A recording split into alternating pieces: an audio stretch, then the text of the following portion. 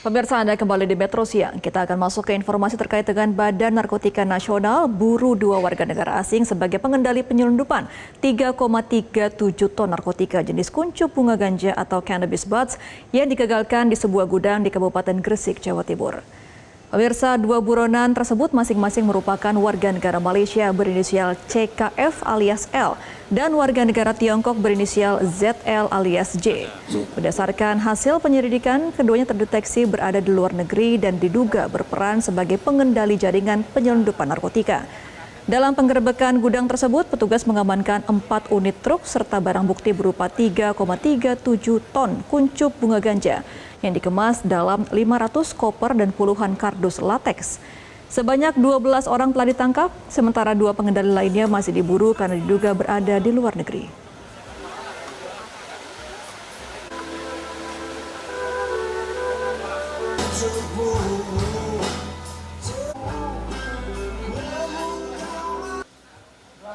Menjelang jam 14. Pemirsa, operasi gabungan Badan Narkotika Nasional, Kementerian Keuangan, dan Polri berhasil menggagalkan peredaran narkotika jenis bunga ganja atau cannabis buds yang disimpan di pergudangan Prambanan Bisland Kabupaten Gresik, Jawa Timur.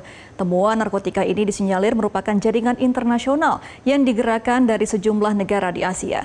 Nah, kita akan bahas pemirsa seperti apa penelusuran yang dilakukan oleh tim gabungan dan berapa total potensi jiwa yang berhasil diselamatkan. Kita bahas dalam segmen Fact Check temuan ganja bertonton di gudang Gresik.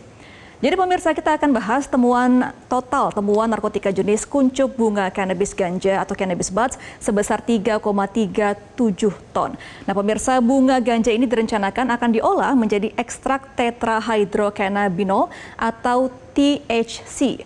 Nah pemirsa, THC ini akan digunakan sebagai cairan isi ulang atau cartridge rokok elektronik atau vape. Dan gudang di Gresik ini diduga merupakan pusat peredaran bahan baku di Indonesia. Lalu seperti apa pemirsa penelusuran dari temuan ganja 3,7 ton ini? Kita akan telusuri kronologinya bersama pemirsa. Jadi operasi ini merupakan kerjasama antara Badan Narkotika Nasional, kemudian ada Direktorat Jenderal Bea dan Cukai Kementerian Keuangan, serta Polda Jawa Timur. Dan penelusuran ini dilakukan sejak tanggal 29 Juni hingga tanggal 1 Juli 2026 yang dilakukan di 5 daerah, yaitu di kawasan DKI Jakarta, kemudian di Tangerang, Purwakarta, Surabaya, hingga ke Gresik. Nah, pengungkapan awal kasus ini diawali dengan kecurigaan atas kedatangan peti kemas di daerah Tanjung Priok di tanggal 29 Juni.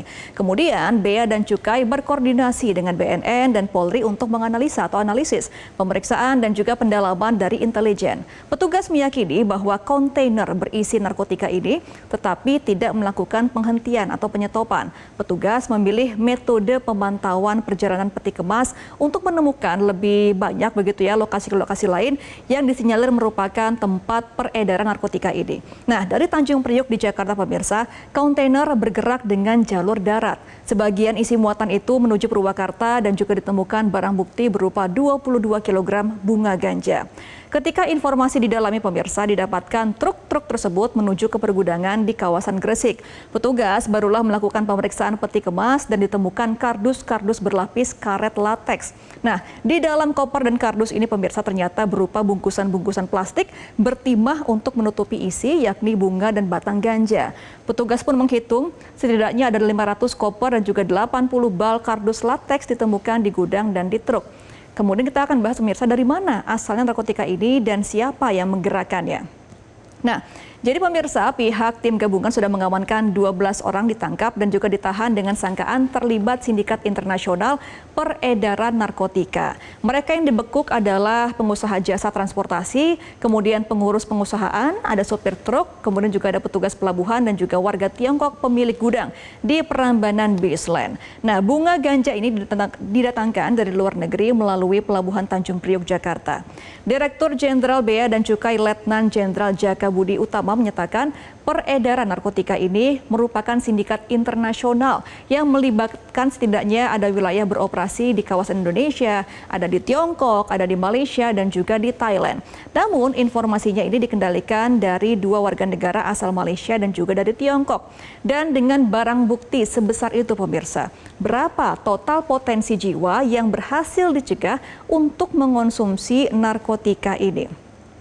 Dari hitungan petugas pemirsa, barang bukti sebanyak 3,7 ton ini dapat mencegah narkotika dikonsumsi lebih dari 10.114 juta jiwa serta berhasil menyelamatkan potensi ekonomi sebesar 4,585 triliun rupiah.